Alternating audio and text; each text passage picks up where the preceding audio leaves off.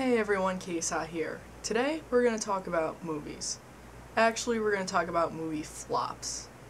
And I made this video just to kind of prove to everyone that the success of a movie, or I should say the quality of a movie, shouldn't be dependent on how much money it made. So here's my list of the top 5 commercial failures of a movie. Just to be clear, a commercial failure is when the revenue is less than the budget of the movie, so the movie actually lost money. I should probably note that I saw all these movies for free, and I didn't mean to do that. That just happened to be at the end. I either saw these movies on TV, or off a burned DVD, or at like some friend's house, so I never saw any of these movies in theaters or bought the DVDs. Number 5, Waterworld. Now, this movie was definitely overhyped and was over-budgeted. The budget was actually $175 million, and its domestic budget was only $88 million.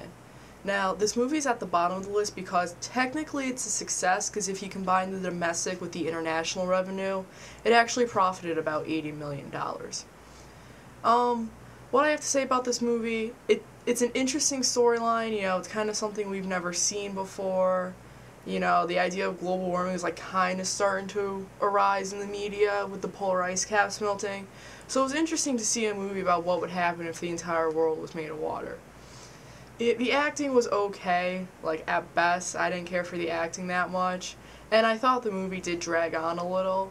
But, I mean, if it's on TV for free, it's worth a watch. Number 4, The Alamo.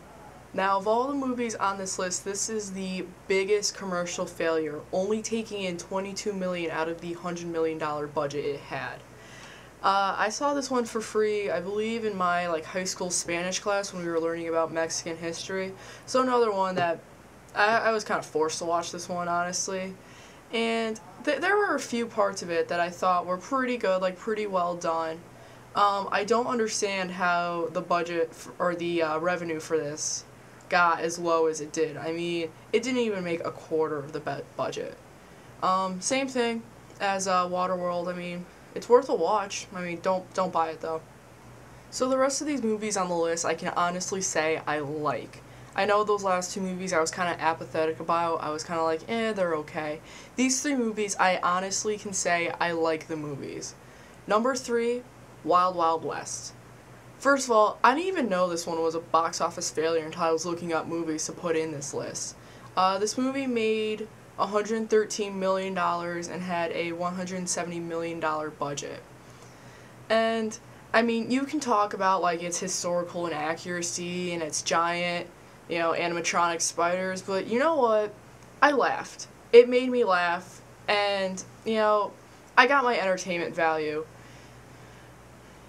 This one is actually worth a rent. If you have a couple dollars in your pocket, I would say it's worth a watch. It's pretty good. I like it. It's a take on the old Western movies. I laughed.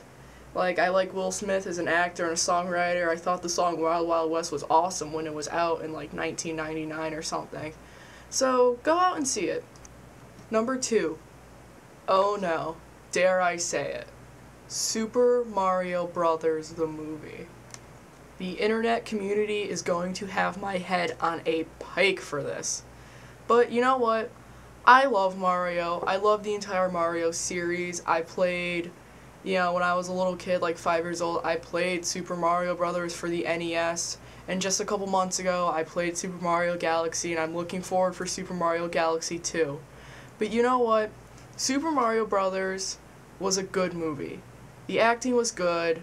I think it's the movie that starred John, Leguizamo, I think I'm pronouncing his name right, that started his career.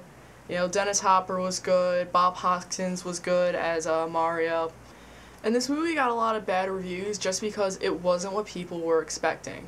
This was the first movie to be an adaptation of a video game, and people were expecting to see things about the video game. They were expecting to see things like this.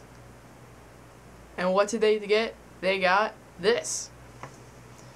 So, it's an adaptation. It's allowed to take a few creative liberties, or a lot of creative liberties, but I thought the acting was good, and I thought the idea of turning the Mushroom Kingdom into this, dark dystopian society was pretty good.